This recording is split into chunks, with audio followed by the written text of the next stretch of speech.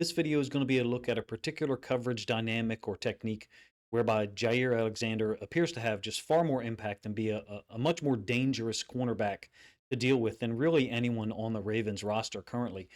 I have to give a shout out. This was recommended by someone in a comment a couple of weeks ago. Forgive me for not recalling the username. If you're out there and you're listening, please feel free to let me know in the comment section who you were. Look, Wiggins and Humphrey are good at it. Stevens was not. Brandon Stevens was often caught in a cover two technique, kind of hanging out or overreacting to one route or another. And this dynamic, this ability for Alexander to kind of be where he's responsible for the flats in a cover two, but also expand his reach, expand his sphere of influence is it's pretty interesting if you ask me, and it's the reason why I wanted to bring this to your attention. I went back and found 6 or 8 instances of him playing a cover two with the Packers where I thought he was able to command an entire half of the field. Let's get the film started with something that's effort and or mentality, meaning if we get this type of player for 12, 13, 14 games next season, tremendous upgrade over what Brandon Stevens was able to bring. Alexander lined up at the top side of our screen to the field, to the wide side of the field. In this case, film from 2022, Justin Fields escaping the pocket. And then you see how far Alexander has to go to be the guy that makes contact. If we get this type of nasty and finish to his plays, I think this signing, which is already looking tremendous in my opinion, just looks like it's something that could push the Ravens defense over the top. Here's the cover two technique, and this is not exactly a perfect example of it, which is why I have it called a cover two look. You've got motion away, and then the the outside tight end is going to delay release after blocking the edge defender. Not exactly what I would call a cover two by the safety. He's not really wide enough. I'm talking about this safety. He's more so in the middle of the formation. But Alexander has the same type of reaction that you would get here in a cover two. He tackles well from these alignments. He attacks the football. You will see actually a dropped interception in this film study that I'll show you here. But he's just a far more impactful player than anyone on the Ravens roster. The only guy that I could say offers this type of ability to command one side of the field is Marlon Humphrey.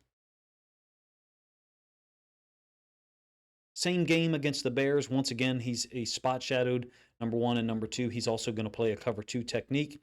You're going to get an outside release by, I think it's DJ Moore at the bottom side of the screen, but I could be wrong. And then Claypool running an underneath route from the top side of your screen. Vicious hit by Alexander on what goes down as an incomplete pass. These are the types of plays that I have seen him make. And in fact, the Packers kind of at times would roll the safety almost over the top, like what we would call a cloud cover three.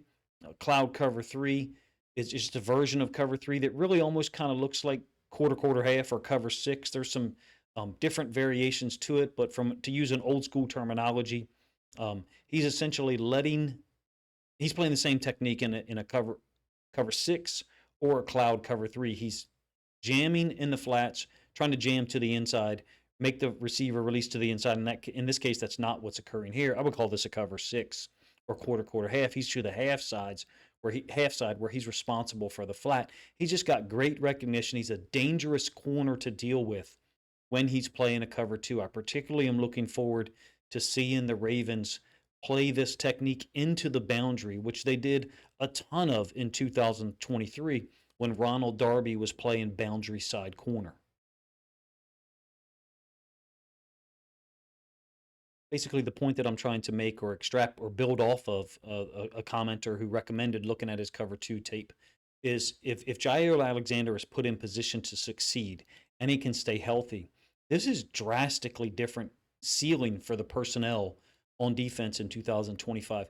We all thought going into 2024 that we were going to get the same version of Brandon Stevens that we had seen in Mike McDonald's defense in 2023. We didn't get that same player. Apparently, the Jets disagreed because they signed him to a 3-year contract. I think that Alexander's ceiling is far higher, right, in terms of on-field impact. Possibly, however, if you wanted to go move off of that analogy, you could say it offers a lower floor because he's missed so much time, so many games in the last 2 years, I guess the last 3, in fact, whereas Stevens plays pretty much every snap, every single week. Some film here against the Atlanta Falcons, specifically his matchups against Drake London. The Packers played in this game that I saw a lot of three deep, three under, what some people refer to as a fire blitz. Sometimes I'll call it a zone blitz. Drake London is the outside receiver, kind of running a deeper in cut, if you will, and Alexander is just far too passive here. I think you can almost see the games that he played where he looked completely healthy, active, um, almost combative to the point where he's making contact with receivers even after the play. That's the version that the Ravens want to show up in Baltimore for as many games as possible. In any case, putting him in as many situations as possible where he's either at the line of scrimmage or squatting, sitting in the flat, like you'll see on this fourth down against Atlanta. He's a dangerous player to throw the football to his side when a safety is dropping out. I would prefer to see Alexander lined up to the boundary as much as possible. I recognize that because of the corners that the Ravens have, Awuzie, Wiggins, and Humphrey, along with Alexander, they can throw so many different combinations at an offensive coordinator. This is a 4th and 4. It goes down as obviously a drop for Alexander. He's basically turning his back momentarily to make it look like he's going to run with the receiver, which again is Drake London. But because he's got help over the top in the form of this safety, Alexander's really just sitting on a sticks route or anything beyond the line to gain to get a first down. Like I said, unfortunately, that's a dropped interception that clearly could have been a pick six.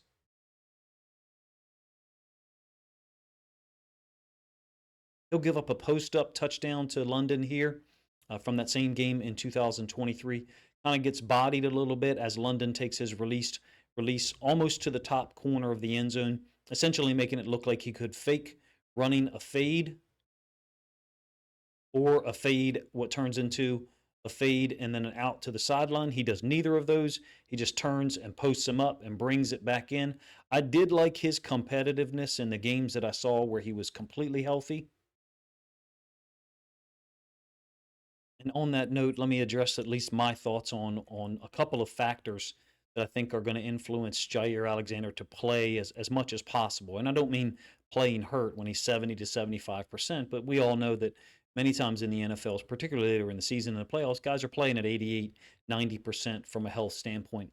First of all, the Lamar factor, right? Those guys played in college together. They're both superstar athletes. Lamar is on a Hall of Fame track at this point. He's searching for a Super Bowl. Lamar is on a different level, if you ask me. He is not the guy that you go half effort with or don't give everything that you've got. But on the defensive side of the ball, let's limit it there. Van Noy, Roquan Smith, Kyle Hamilton, Marlon Humphrey. I don't think you can show up every day and be fake around those guys and or give less than 100%. Additional to that, that's never been an issue with a Harbaugh coaching staff, regardless of what people want to put out there or say about him. And the final point that I want to offer is with Humphrey, Wiggins, and Awuzie, there's a lot of competition. It's a deep cornerback group. In fact, TJ Tampa could make it even more so, right? If Tampa's able to come out in the preseason and put some good film out there, good tape in the preseason, he can give himself an opportunity to be in that discussion as well. Doesn't seem unwilling or hesitant to get involved in the run game. Again, offering up as many looks with a cover two shell to the boundary, especially, I think puts Jaire Alexander in position to A, make as many plays against the pass game as possible, and B, also keep everything in front of him. Basically, have a sphere of his vision such that he can see how he should react, whether it's a run or a pass play. In this case, it's a run play that bounces to the outside because of its design, right? They're blocking the boundary side safety and forcing the corner, in this case Alexander, to try to make a tackle. I would prefer to see him in kind of like up near the line of scrimmage, even if he's falling off in a bail technique. In this case, it's a three deep, three under, or zone slash fire blitz, if you want to call it that, out of 12 personnel. Drake London's going to kind of bring this in and make it look like a post corner. He actually kind of flattens the route out. And Jaire Alexander, I would prefer to see him as often as possible in this setup where he's got his back or his butt to the sideline and his eyes in seeing the route and seeing the quarterback. If you recall, so many times last year with the ball on one hash and Brandon Stevens here, his reaction, everything he did was a man turn. So basically, exactly the opposite of what you see here from Alexander. Brandon Stevens' eyes would have been pointed this way, and his back or his butt would have been pointed towards the quarterback. Basically, we would call that a man turn. Now, this does go down as a completion to London. I do like the disruption or interruption, if you will, that Alexander offers here at the top of the numbers. When he's playing healthy, he seems very confident, if you ask me, and combative, very similar to Marlon Humphrey in the way that he makes contact down the field, but at different times. I prefer to see him at the line of scrimmage. Got some film here at or near the line of scrimmage, I should say. Got some film here of him against the Rams where he looks really explosive. Tackle for loss here on a jet sweep. And he certainly is a guy who plays with a lot of energy, and I could see him firing up the crowd, especially on home games. Here he gives up a 3rd and 12 again on another 3 deep, 3 under / zone blitz coverage, 3rd and long, in fact, 3rd and 12. It's to Kupp over the middle. It looks just a little bit too easy, if you ask me. These are in the limited film that I have seen, at this point it's now 8 games, he appears far more disruptive and destructive to wide receiver routes when he's lined up at the line of scrimmage and can either threaten press man or squat, sit in the flats in a cover 2 or quarter half / cover 6. 2nd and 8, he's on Kupp. Kupp is going to bring his route all the way across the field, going against the motion here, the jet sweep action coming down to the top side to bottom on our screen, or right to left for the offense. Now, admittedly, Matt Stafford is not playing quarterback here, so perhaps you would say, well, this ball's going to be there already. I still think it's a great job of Alexander tracking the receiver all the way across the field, a long way to run when lined up into the boundary. These are the types of alignments at or near the line of scrimmage that I think is going to get the most out of Jaire Alexander in Baltimore. Let me give you one more example or illustration of what I'm talking about. He's to the cover 2 side of a quarter half, or what most people at this point in time call a cover 6. Cooper Kupp is the stacked wide receiver. The Rams go to such lengths to protect him and give him protected or free releases. You get an example of it here. I think it's Atwell running out into the flats. Almost kind of ends up like a smash concept with Kupp running, kind of like a corner route over the top of the cover 2 corner, which in this case is Alexander. You can see his ability to sit in the flats and then read the quarterback's throw. Look, there's the ball there. Alexander understands where this throw is going. I think he's got incredible awareness, instincts, reactions, whatever you want to call it, when he's playing a cover 2 position. It, to me, looks like the most dangerous element that he brings, or the most dangerous technique, I guess I should say, that he brings. And I do, again, want to mention or harken back to Ronald Darby in 2023. If you recall how effective he was for the Ravens, in fact, he went to Jacksonville, wasn't able to mimic or repeat that type of performance, and in fact has now since retired. But Darby, as a cover 2 corner in Baltimore in 2023, just played some exquisite defense. No supremely athletic plays necessarily like this one. I guess there was actually one against Cincinnati on like a 2nd and 8, very similar concept, smash route. But for Alexander in the same system, or similar system, if you will, in Baltimore, I think offers tremendous opportunity for Zach Orr to give the offense, the offensive staff, and the quarterback multiple looks that change from pre to post snap.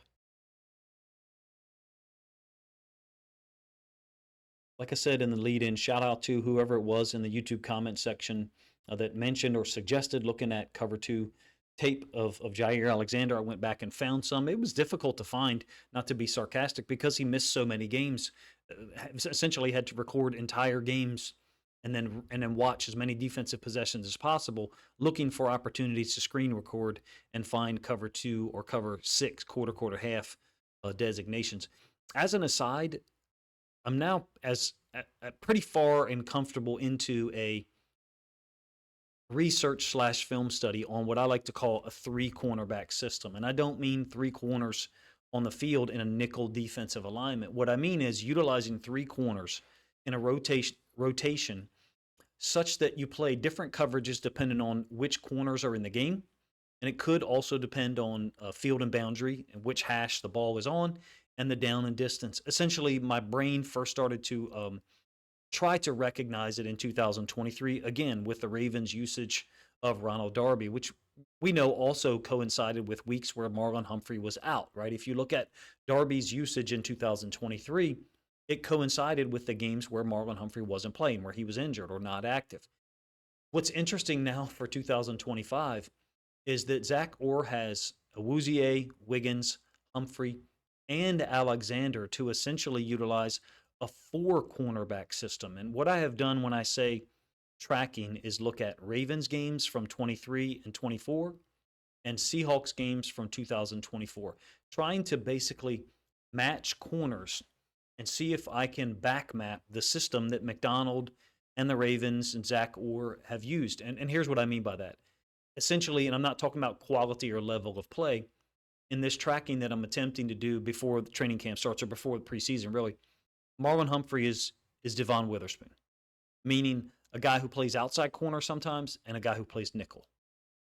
Reek Woolen is Brandon Stephens. Again, I'm not comparing level of play. Certainly, Brandon Stephens has never reached what Woolen was able to do in his rookie season. But boundary side corner, playing mostly man, who doesn't seem to be oftentimes reliable in zone. Therefore, they play a limited coverage structure or limited coverage umbrella with those guys into the boundary, which is where I'm trying to draw a little bit of a distinction here with Jaire Alexander. Now, this comparison or this matching of the corners kind of breaks down with my next grouping or next pairing, where Nate Wiggins is Trey Brown, or I think it's Josh Jobe, who played quite well later in the season for Seattle last year. I'm not sure that I've been able to find as much alignment, meaning when, where the McDonald's/Ravens system plays certain corners. But what I've tried to do, and I've got about 80 plays now, is line up with Humphrey and Witherspoon, Woolen and Stephens, and look for similar situations. So, for example, let me be specific. Ball between the -20 and -35 yard line, and we've got a 2nd and 7 or longer, and the opposing team's offense is an 11 personnel. So with the ball in a particular hash, we would assume that Woolen/Stephens would be into the boundary. The defense is right. The offense is left since the ball is on the left hash. If you accept my Humphrey/Witherspoon pairing or matching, they would be the nickel to the field since it's 11 personnel. Wiggins or Trey Brown or Jobe would be the outside corner to the field in all three of those, in both of those situations, excuse me. And so by trying to match the system, I'm trying to understand as best I can the rotational three cornerback system that, if you ask me, in 2025 for Baltimore could turn into a four cornerback rotation, one that would be impossible to track or gain a clear understanding of unless you have NFL level assets and personnel to use to study the teams leading up to your matchup. Hopefully I said that in a way that makes sense. Forgive me if it detracted from the film study that I offered here with Alexander. It's part of a larger point that I think still stands, and that is Alexander offers far more versatility in coverage to the boundary than Brandon Stephens and Reek Woolen. We're, of course, looking for Alexander to be healthy in order for him to have the most impact in 2025. This video just operates from assumes that he'll be able to play in 12 to 14 or perhaps 15 games in 2025.